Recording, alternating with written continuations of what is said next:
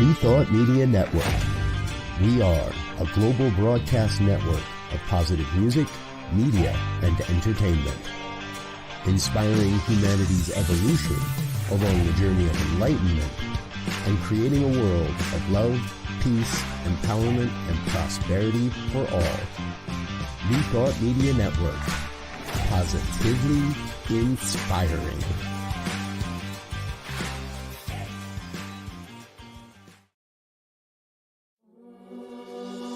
Free my mind, open my heart with the whispers of truth, to live a conscious life, to live a conscious life on the growing edge, on the growing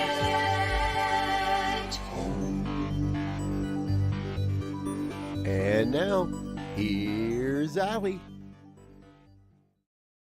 Hello and welcome to Growing Edge Live. I'm Allie Benjamin, and it is my great joy to be here today. We are produced by the New Thought Media Network. Thank you to our producer, Michael, behind the scenes. And we are sponsored by Satya. And Satya is all about inspiring minds, healing hearts, transforming lives, and evolving consciousness. And so this show focuses on having conversations with soul-centered individuals that are doing good work in the world, shining their light brightly, inspiring others, lifting them up, and who are channeling their time, their talent, energy, resources into doing great work in the world. And today I have a very special guest, a very close friend of mine who's back for a second conversation, and Melinda Wood Allen. I'm going to read a little bit about her because I could get away just talking about the fun things that we've experienced together. So, Melinda Wood Allen is currently the senior minister at Church of One Love in Dallas, Texas, an independent New Thought center teaching only love. She is a sought-after speaker, teacher, workshop, and retreat leader, and sacred tour facilitator, as well as an award-winning singer-songwriter, actor, and recording artist. She's traveled around the country presenting at New Thought centers, community action groups, recovery conferences, spiritual retreats, and even prisons. Musically, she defies categorization, as her songs span genres from classical jazz, rock to gospel, country to pop, and folk. Melinda's passion is combining her inspiring music with her knowledge and experience of spiritual principles to present programs that are heart-opening and life-changing. Welcome, Melinda. Thank you, Allie. Glad to be here. It's good to see you. It's been a little while since we've been face-to-face, even over the screen. It has. I was thinking about you today when I was on my morning walk, kind of checking in with you on a heart level and remembering the various different times that we've had the blessing to be together and share in spiritual community together. And that's been a while because, we were working together at the Big Sky Retreat in Big Sky, Montana for a few years in a row, and attendees there as well as presenters ourselves. And so I missed it this year. Did you happen to go to the Big Sky Retreat? I did not go either, and it was the last one. I heard it was amazing, but I wasn't able to be there. Yeah, it was. I think it was the 48th year that one of the longest running metaphysical retreats has gathered. And yeah, I guess that chapter's over, and who knows what will come next. I've heard rumors that there's a couple of things going. Some of the board members are doing some things themselves, so we'll have to stay tuned to that. Anyway, here we are today having another soul-centered conversation, and I'd love to check in with you. We heard all about you in your bio, and there's a lot to take in. I know also you have a show here on the New Thought Media Network. Mm-hmm. So let's dive in with you. What's going on? There's a lot, life is full. I'm actually doing a play in Fort Worth, Texas right now called Big Love. And it's really all about gender politics and love, and how love is really the only thing that's important. And if there's love there, nothing else matters. And if there's not love there, it's just, sound and fury signifying nothing. So it's a lovely play that I don't often get the opportunity to do that anymore because of time constraints. But this one just happened to fall during a time when I was going to be at home, and the schedule worked out. So I'm loving doing that. What role do you play? What's the premise? I'm playing Bella, and it's a Charles Mee play based upon the oldest known Greek play, based very loosely upon this Greek play, The Suppliants, about 50 women who are pledged by their father to marry their 50 cousins, and they decide they don't want to. And in this modernization of it, they're saying, how is this different from kidnapping or rape? To marry someone you don't want to marry.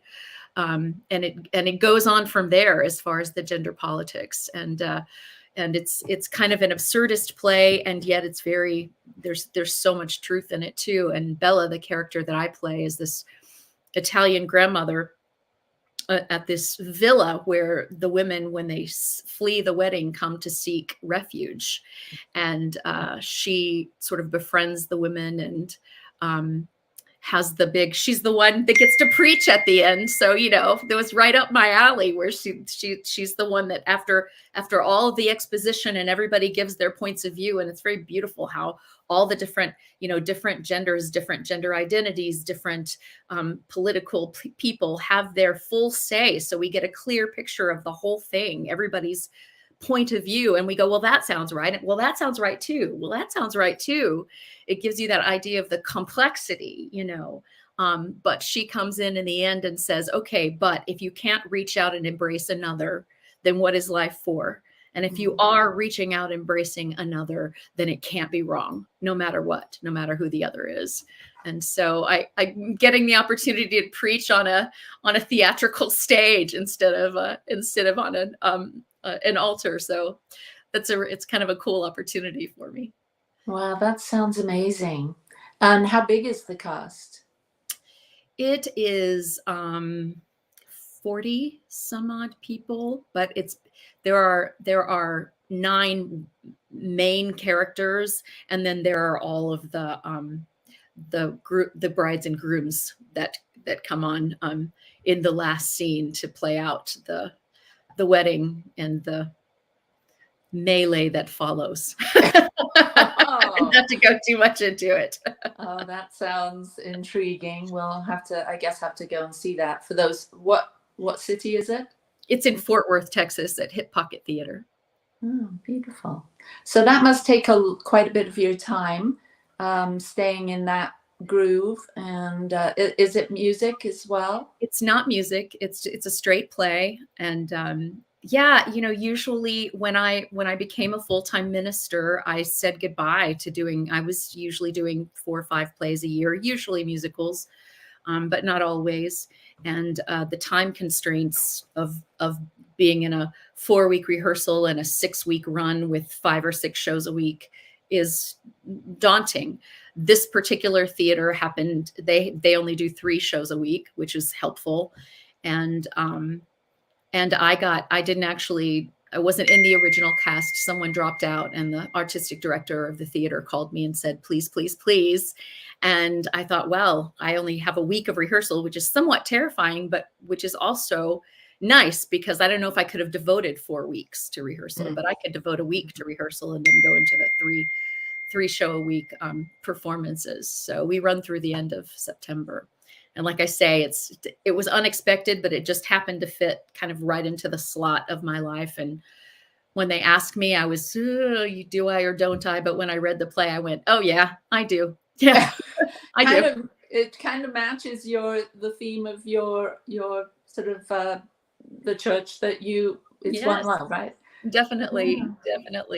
It does. I mean, that's my soapbox is that if it's I don't care if you use the word God or what word you use for God, if you hate the word God, if you believe in love, that's all there is. That's all that matters. And it comes in many guises and has many names, but love is what it's all about. Love is really all of it. And if it's not that, then it's not important. And it's not true if it's not love. Mm-hmm. So focusing on that. I love having conversations with you. You're such a present person that is so tuned in to what's truly important to you. And that's, you articulate that not just verbally, but energetically. It seems to just, it's your aura. It's what you carry around with you. When people, hear your music, listen to you speak, do a sermon, possibly this character that you're playing now, I think it's very obvious that this is something that's stitched into you. It's the fiber of you. It's your message. It's your purpose. This idea of being fully present in love and sharing that, being a channel of that. It's beautiful to be with someone that is so present in that truth. Thank you, Allie. That's answered prayer for me, because that's how I pray every day to show up in the world. Mm-hmm.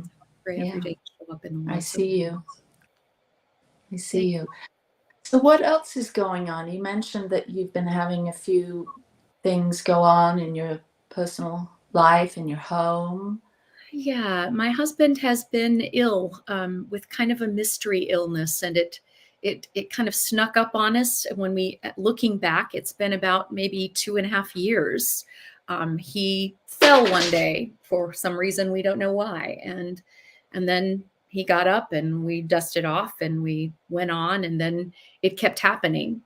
And it's happened with more frequency, and he's been hospitalized a couple of times. And then on Easter morning, he got up, fell to the floor, and broke his femur. And so he's been in recovery from that. And meanwhile, we've been doing all kinds of testing to figure out, there's the healing from his break, which is happening more slowly than they say it should.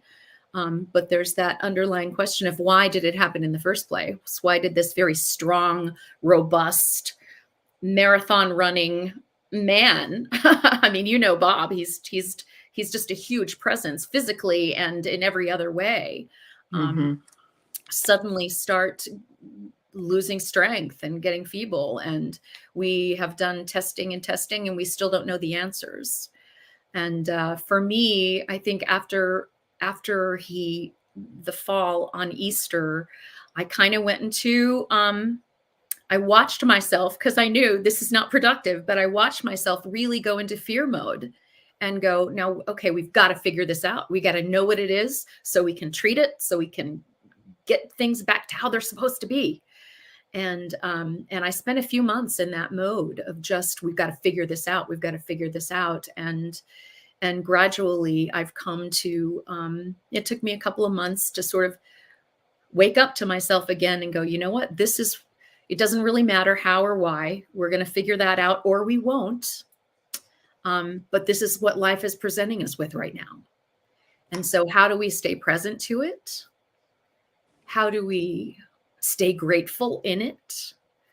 How do we,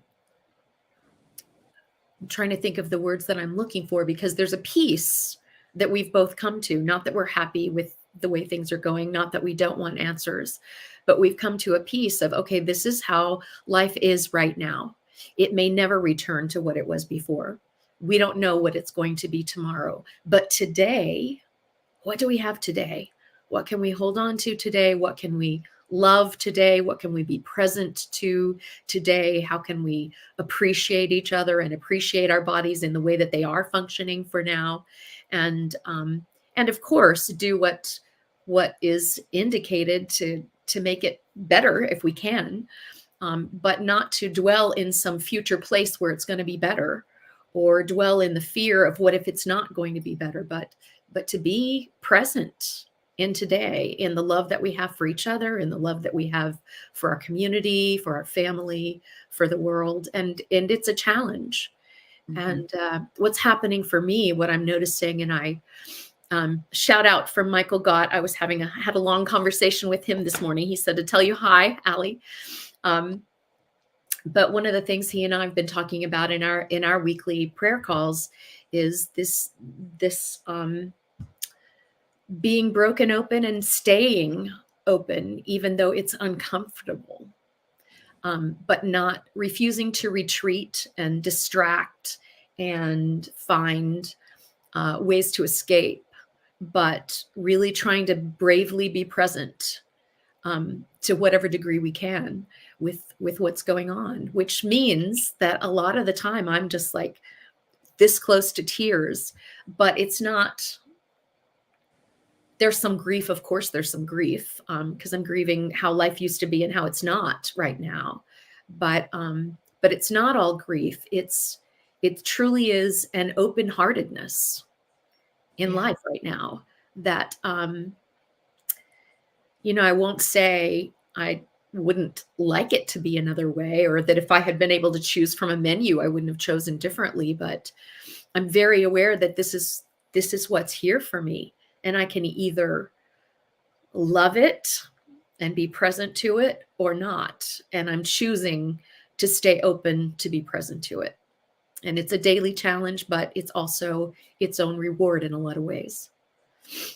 Yeah, I hear you. And I can only imagine how tender, how scary sometimes it can be to have your partner be in that place of not really knowing, not only struggling with the immediate realities of illness and recovery and all of that, but that question mark of not really knowing. To live in that space can be, well, I know it myself. My son was ill for a long time.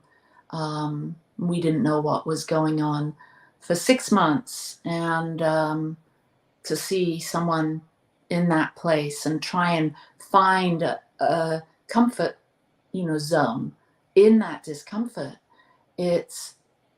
I can only describe it as grace. God infusing himself into our lives in spite of ourselves, because everything that you could hold on to in the past, other than maybe your relationship with God, it is always intact, but all the other things seem to be crumbling apart. And I think when we can come to support another, someone that we love and depend on and live with, and they depend on us, when we have that intense relationship within a crisis like that, I think it elevates. It brings us more immediately into the now moment. And like you said, being able to really hold on to those things that are constant, like love, appreciation, gratitude, because everything else is, comes and goes. But Yeah. those things, it seems that those moments seem to, as grace comes in and we feel that what's permanent there in our relationship with the other, our relationship with life, that's the only thing that we have.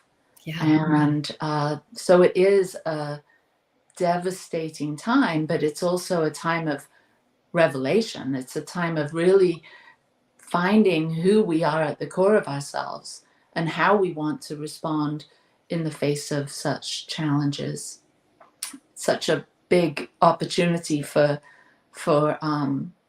growth, for shifting, for healing.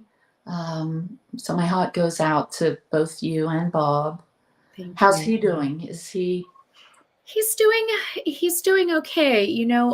It's got to be for someone who himself has felt really strong all his life in every way, mentally strong and spiritually strong and physically strong, with very few exceptions. He's been that way, his whole life. He's a big bear of a man, always has been. And to experience his own frailty is daunting for him. And I think in some ways, because of our culture, to be a man experiencing that is, especially a man, who grew up, he was born in the 1950s. He was, he's got that boomer mentality of, I'll take charge, I'll handle it, and that entrepreneurial spirit that he's always had. And to be not in the driver's seat, and to experience life doing what life does rather than him doing what he's doing to life, is got to be daunting for him. And yet, he says, I'm not going to lay down and die. Here I still am, and I'm going to be as me as I can be while I'm going through this. And we really are, like you said, grace. There's so much grace in it. There's so much grace in it. And the open-heartedness that happens when you decide to stay there rather than retreat or distract or pretend or deny, that open-heartedness toward that grace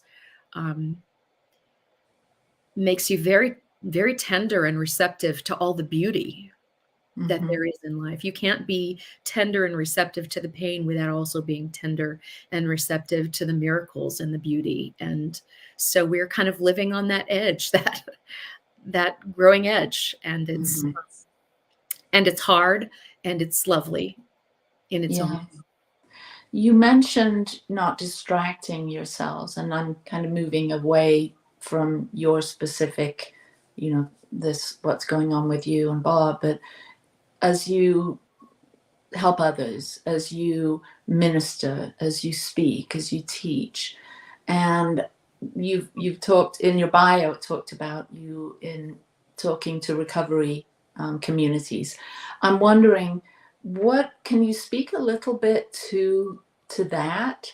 How people have a tendency to distract themselves, whether it's with substances or screen time or shopping or gambling or pornography or sex or whatever it is.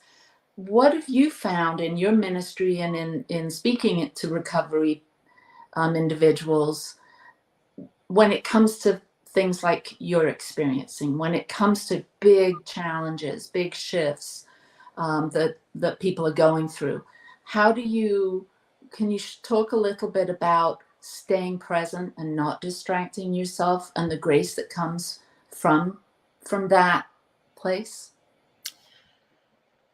Yeah, it is, when I speak to my community, I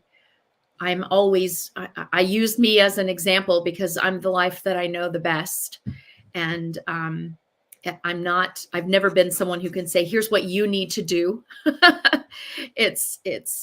I've always come from a place of, here's what I understand as of today, and here is how it's applying to me right now. And of course, at times we're speaking from our mastery, from something that we've been through and we've kind of already come out the other side of it. And sometimes we're speaking from right on that little green and growing edge. And right now, I'm faced with that choice, every week as I prepare a talk or as I go on New Thought Media Network, and as I speak in front of groups or share, I'm faced with, I can either go to, here are the lessons I've learned in the past, let's stay there because I feel in control of those and I feel mastery of those and I can talk eloquently about those. Or I can stay in this place where I go, but here's how it's applying now. And here's why I know it's really hard to say this, because it's a lot easier to say it when there's not immediately stuff, coming at you. But here's how I'm working to stay present with what's happening with me, and hoping that means that that there's a way for you to work to stay present to whatever's happening with you, with no comparison about better or worse or harder or easier or whatever. That's really the only way I know how to relate to people. But I do feel within me that I have that choice every week. I can either stay with what feels safe, with what I feel like I already know, or I can speak from where I am today. And it's harder to speak from where I am today. And there is that temptation to, let's do something that's a little easier because I'm tired of doing the hard thing. I don't want to do the hard thing. And speaking about myself, here's something that's happened to me. I don't drink very much, never have. I've never been a smoker, not a drug user. It's just not my way of distracting. However, one of the things that's happened for me health-wise in the midst of dealing with all this stuff with my husband is I went in for just a regular old checkup to get my blood tests and be told, yeah, you're doing fine, as I always have been told. And I was told, you're pre-diabetic. I went, what? No. And I've had to look at my habits and what I do to distract, and how I like to put sweet things in my mouth when life is feeling bitter. And in the midst of all of this, when there is bitterness happening in my life, being faced with this choice, I can close my mind and pretend this isn't happening to my body and keep putting sweet things in my mouth and face the consequences of that. Or I can refuse to distract in that way. And the more I refuse to distract in that way, the more I realize how much in the past I have used that as a distraction. Just because I wasn't eating a whole cake, it didn't appear to be this horrible thing. But just to have the thought, I need a piece of cake, I need a cookie right now, when something hurts, or to find myself to have a difficult conversation on the telephone and find myself standing in front of the refrigerator going, why am I even here? Something in me goes, I need something. I need something to feel better. I need to feel better. And then being faced with the fact that I did that when I was somewhat aware that I did that, but not aware to the degree that I'm now aware. And then to make the choice, no, I'm not going to do that. I'm not going to do that. I'm not going to take a drug and hope it goes away without my having to change what I do. It's time for me to take a look at the behavior and change that. And dang it, I get mad some days. It's like, I need something. Leave me with something, and yet, and there's humor, there, because that's a huge part of it. We have to laugh. But to just stay present to that hurts, and it hurts my feelings. I tell my husband all that all the time. It's like, I find that I want to go and get some frozen yogurt, and it hurts my feelings that I can't. And I'm the one saying I can't. And so I'm hurting my own feelings, but I realize I'm doing it because it's, things come into our awareness when it's time for us to face them, and we have the choice to face them or not. And so today it feels like I'm facing a lot, and I don't like it a lot of the time, but I'm willing. I'm just willing. So that's what I bring to when I speak to people and groups. And I can only share the ways that I want to distract, and the ways that I'm not allowing myself to do that. And hopefully being able to set an example that it is possible to do it a different way. Even while I'm saying, I'm not able to say, here's how I did it a different way, and here's how everything is wonderful, and here's the bow I've tied on it. Ta-da, you could be like me. You probably don't want to be like me right now. And yet here I am. Yeah. And I'm doing this. So It's possible. Well, we'll come back to this topic in just a minute. We're going to jump off and have a short break, and we'll be right back.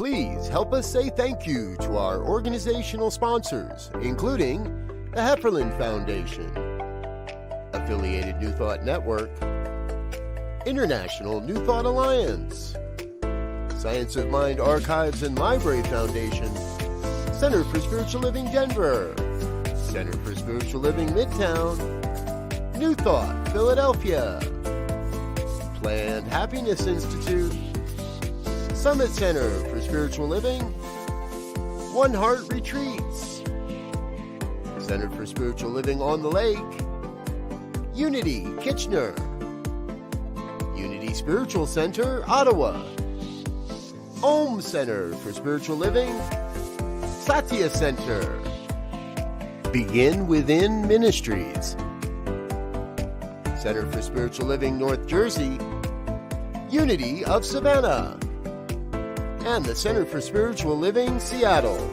as well as all of our individual donors. Thank you for being part of the New Thought Media Network. Please like, share, and subscribe. New Thought Media Network, positively inspiring.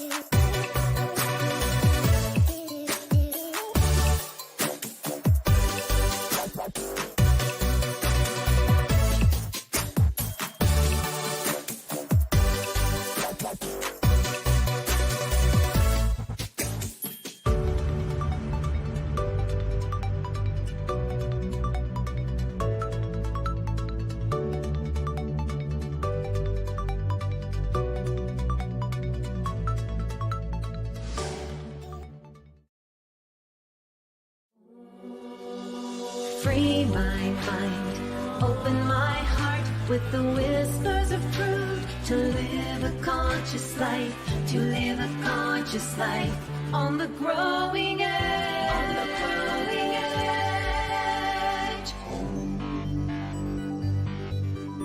edge. And now, here's Allie. And Love we're that. back. Here's Allie. Here's Allie. Awesome. Yeah.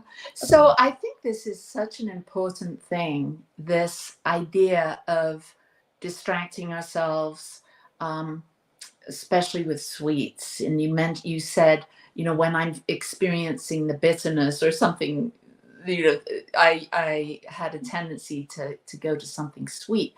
And I can relate to this also. And I'm wondering, there's my beloved husband saying good morning to us. So hello, Michael. Good morning, Michael. So how many weeks has it been now, or days has it been since you got that warning from your doc?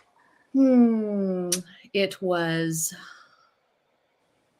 April 20th. Oh, okay. So it's been some time. It's been some time, but I will say the first 3 months, I tried, what do they call that? Half measures. I was like, okay, well, I'll cut down. And after 3 months, the cutting down didn't show the result that I wanted it to show. And I had to go just recently, just like the last 3 weeks. Well, darn, I can't do it halfway. If I'm going to do it, I have to do it. And it was a little bit painful in the beginning, but it's gotten much more painful in the last, let's say, 3 weeks, let's say. Yeah.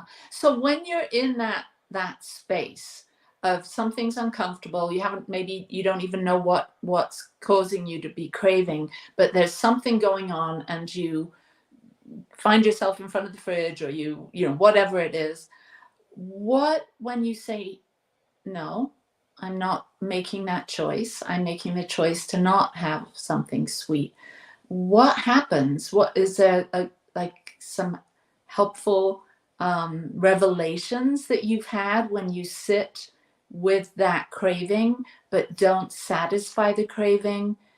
Is it a mental thing? Is it an emotional thing? What exactly is it? What have you found when you sit sit through it? Or one of the important things I found is that I have to grieve. Is that, like I say, this hurts my feelings. And I say that out loud sometimes because it's like, no, I want to do this and I can't do it, or I'm not allowing myself to do it. So I get to feel what that feels like, which sometimes feels like sadness, sometimes feels like frustration, and just allowing myself to feel it and not trying to talk myself out of it. And so there's that. And then there's what I always call in my preaching when I talk to people, the prayer underneath the prayer, or the desire underneath the desire. Is like, so what is this? What is it that I'm facing that I don't want to face? What is the desire here? Obviously, the desire isn't for a cookie. On the surface, it's definitely for a cookie, but if it's a real pain, a cookie's not going to fix it. That's what I know. And so what is underneath that? And just taking the time to ask that question. So where is this coming from? What is this pain? What is it that you're trying to make feel better? And is there a way, if I'm able to ascertain in any way what it is, what is this, to try to be proactive about, well, what else might do it? If this is a pain, is it a pain I just need to feel and I'll come out the other side? And sometimes that's true. It's just something I need to feel and come out the other side. Sometimes it may be something that, I don't know. It just feels like there are things in me raising their hand going, me, pay attention to me now. And I'm trying to look at those things and say, okay, what do you need? You can't have a cookie. So what do you actually need? And I don't always have those answers, but sometimes the answers come in the form of, well, you need to stop torturing yourself with doing work right now that you don't really want to do, and go and take a walk or read something beautiful. Or now that the weather is starting to ease up a little bit here in Texas, go outside and sit under a tree for a moment. Find other ways to bring the sweetness of life and to allow in the sweetness of life that's already there, that has nothing to do with a cookie. And sometimes the answer isn't that. Sometimes the answer is, this is just what life's presenting you, and you need to work through to the other side of it. And sometimes I just don't know. And I just have to sit and feel what I don't want to feel until I feel something different. But even that is, it's very informative and healing in itself, because if nothing else, it shows me that there is another side, that no matter what the feeling is, I'm not stuck there forever. It never happens that you're stuck there. That's the one thing you can count on, is that everything in this life changes. And so that's going to change too. And so sometimes it's to do something about it, and sometimes it's to wait it out, and sometimes it's just sit and look it right in the face and see if one of us retreats. Okay, well, I'm going to take some of that and apply it in my own life as I'm standing in front of the fridge or running over to Starbucks or whatever I do to distract myself. Right. Yeah. So I'd love to, you and I talked a little bit about, you've got this you've been traveling to Scotland for some time. I think you've been there, 4 or 5 times? This will be my 4th. This will be my 5th time coming up in the spring. Yes. Okay. So you fell in love with Scotland, and you've decided to create a sacred tour or a sacred adventure. I'd love to know, now you also mentioned that it's almost sold out. So we'll get to that. There are a few spots left, but that's not okay. The thrust. So I've been to Scotland. I love it. I have thought about, sacred tours, hosting them myself. Don't think I'm going to get around to that, but I would love to know your how you came up with this, why you feel inspired to take a group to Scotland. Can you share a little bit about all of that? Well, I'll tell you, first of all, I can't take credit for coming up with it. I went on, most of the time I've gone to Scotland. My husband and I have just gone there ourselves, and usually flying into England and then taking the train up to Scotland and spending time there. And the last time that we went, we actually bit the bullet and rented a car and drove on the left side of the road so we could go up into the Highlands and get out of the cities where we relied on public transportation and go up into some of the really stark beauty of the country.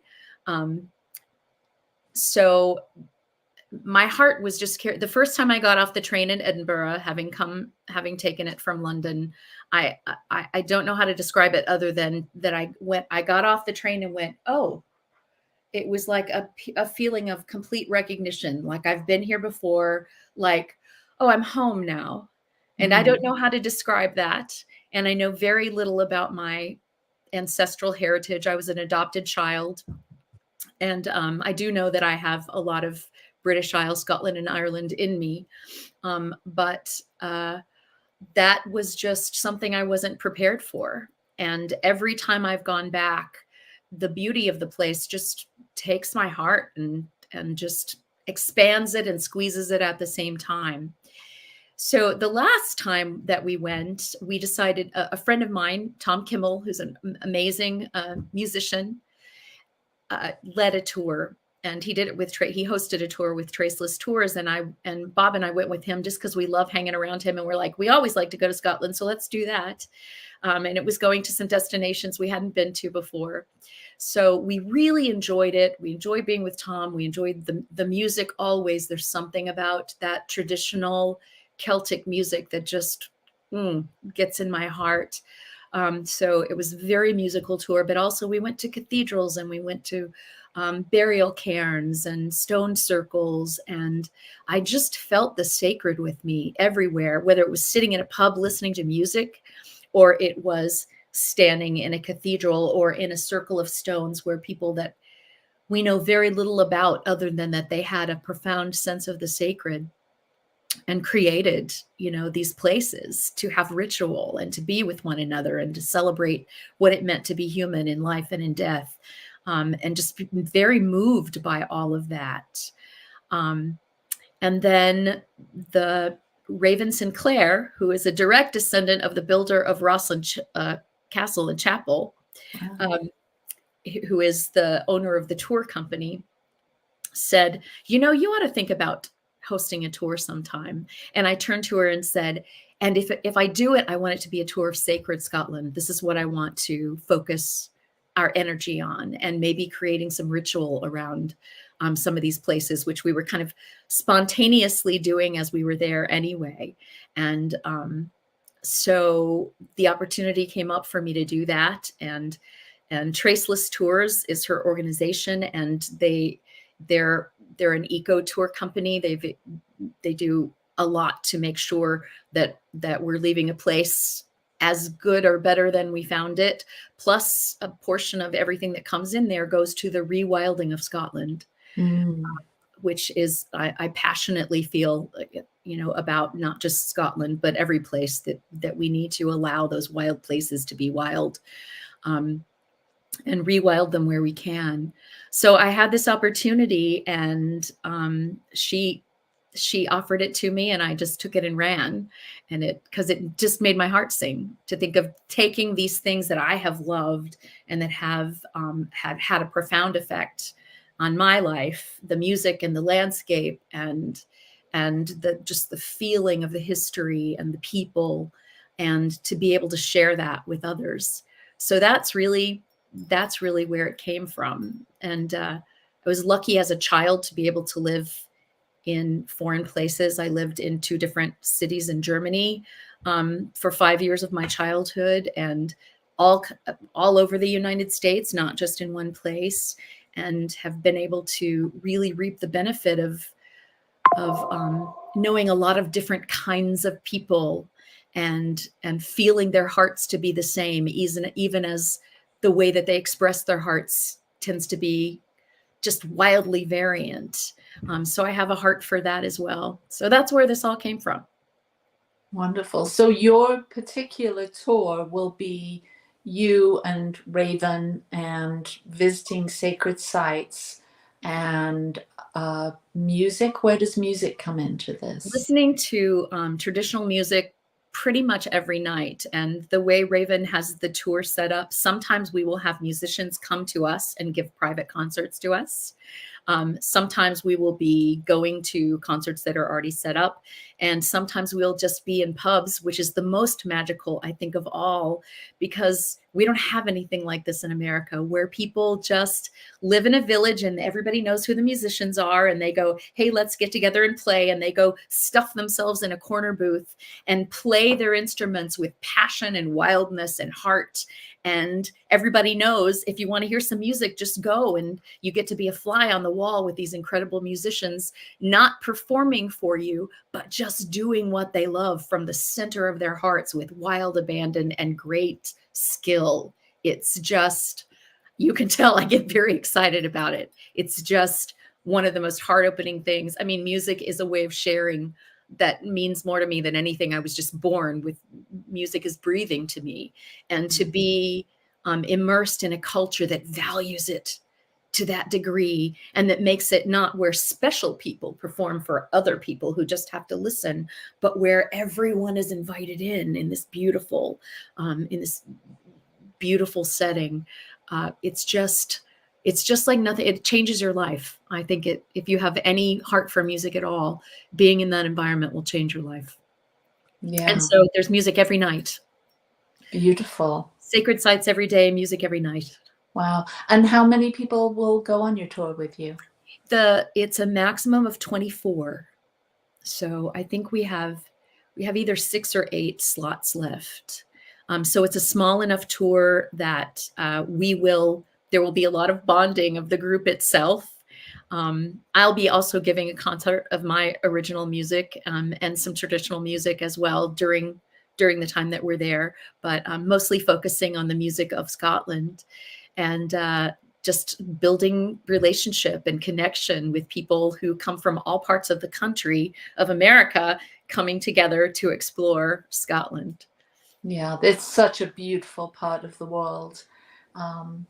So you mentioned growing up and living in Germany for many years or several years, and then all throughout the United States. It must be interesting to take an adult on one of these tours that hasn't ever been outside of the United States. Yes. You know, I think coming from England myself, I moved to the States when I was 14, and would go back and forth every year to, because parents lived on either continent and what I realized was there's so many of my friends hadn't been out of the States. Yeah.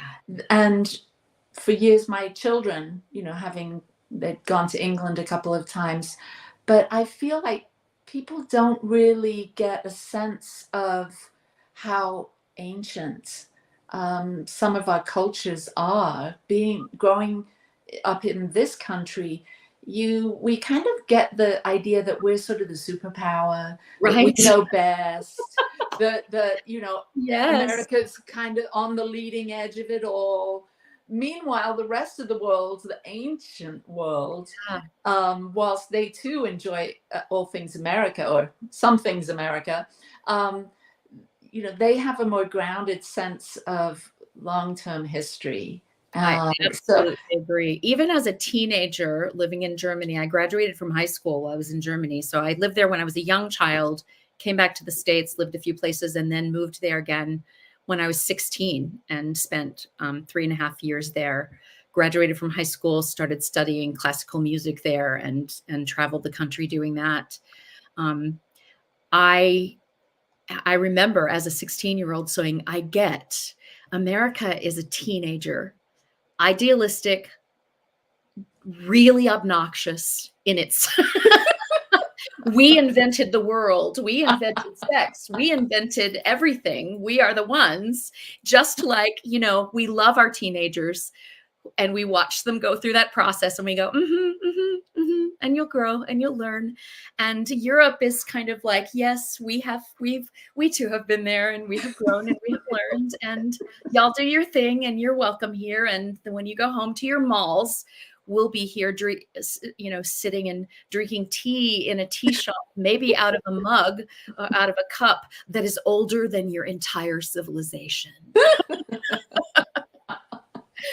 It gives you a perspective on life. And in some ways, and I don't mean to say that in a disparaging way about America, there's a lot of beauty about the youth and idealism of America, even in the ways that it's been perverted. I mean, we can see that, just as in, some teenagers learn and grow and some kind of stay there their whole lives. That's kind of the way of our country as well. But just being able to realize there is a larger perspective. It doesn't matter what you agree with or don't agree with, just knowing there is a lot larger picture here than you are privy to when you're sitting in the middle of this picture. And it's a grounding, and it's a calming. It's like, okay, maybe everything isn't always an emergency. Maybe everything isn't always, next thing, got to do it fast, got to do it better, got to do it bigger, but to go, oh, this is the long game here. How many points we score in this particular inning is not nearly as important as looking at this very, very long game. And I don't know. Even as a teenager, I remember thinking, I don't know how you can get that perspective without leaving and then coming back. I don't even think you appreciate the good things that there are to the degree that you can without leaving and then coming back. And so I highly recommend to anybody, when you say sacred travel, everything is sacred if you bring the sacred with you. But there is a broadening and an expanding that can go on if your mind is open, that I don't know how you get any other way. Yeah. I love what you say in regards to, going to other cultures, realizing that everything isn't a 911, because in this country, we really are in a fast pace. And we do really, work hard, 8 hours and overtime. And then you go to some of these, well, at least from my experience, these smaller towns or villages, and maybe you go into a pub and maybe you see some of the locals wander in the afternoon, and you get a sense of, oh, the world's moving at a different pace here. There's different values. It's simpler. And yet you can't not love, America and all that it's generated, and the idealism that's come. And so you do get a sense of the contrast of the different ways that people move in their lives culturally. What's valuable is maybe different based on where you grow up, where you live. And so after all of your travels and after living in other countries and putting your toe in the water of, this community or this experience, what do you think, what would be a couple of things that people would learn from? What have you learned that you could share with us based on your travels and your journeys and your experiencing these different speeds that people live in, these different values that people hold? What do you think would be important to share here at the end of the show that might help people get a little sample of what it's like to travel, but they don't have to go anywhere? What I love that you use the word speed many times. When I lived in Germany in an apartment building, me and my little roommate Silke, we had to learn, you had to take your shoes off because there are people who live below you and you don't need to be clomping about and intruding in their lives. And you weren't allowed to flush the toilet between 10 p.m. and 7 a.m. because you might wake somebody up with the pipes. Now, imagine in America if somebody told you not to flush your toilet from 10 a.m. to 7 a.m. or 10 p.m. to 7 a.m. And, during Mittagspause, during that fiesta or siesta, or, everybody's got a different word for it. But most cultures in the world take a nap or a rest in the middle of the day. And until someone gives you permission and says that's even a possible, viable way to live life, you don't know that. And in America, we're not very good at giving people permission to say, you don't have to keep the pace that everyone says you have to keep.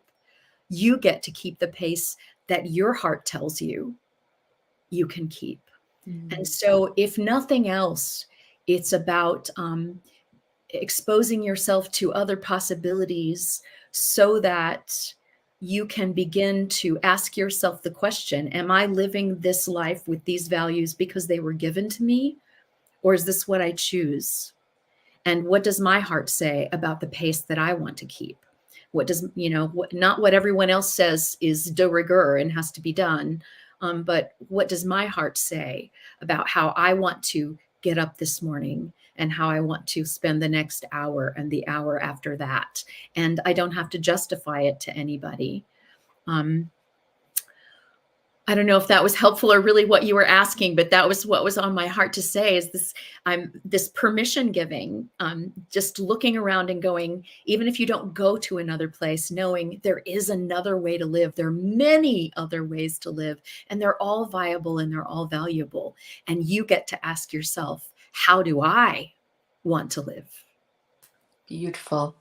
Well, I think that's the perfect thing to end on, to give that invitation to others to question, is this my life? Is this what I value? Is this the speed I want to move through the world as?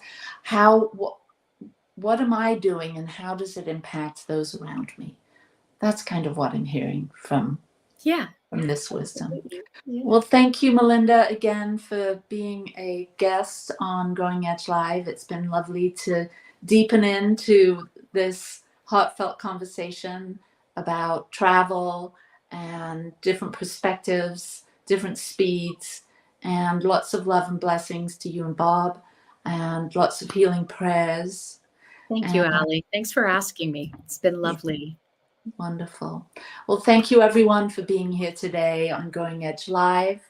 It's such a joy to have conversations with individuals like Melinda that are shining their light and sharing their light with the world, and truly impacting the world and sharing love, the one love. And I will see you next week. I have the guest, Dennis Merritt Jones, will be with us next week. Thank you to Michael, my producer at New Thought Media Network. And thank you to you for being here and listening. Know that you're loved. If you want support, don't hesitate to outreach. You can contact us at growingedgelive@gmail.com. And we would love to be your partners in believing, your support with whatever you're experiencing right now here at the Growing Edge. So peace and blessings, lots of love, and I'll see you next week. Mwah. Bye-bye. Free my mind, open my heart with the whispers of truth, to live a conscious life, to live a conscious life on the growing edge.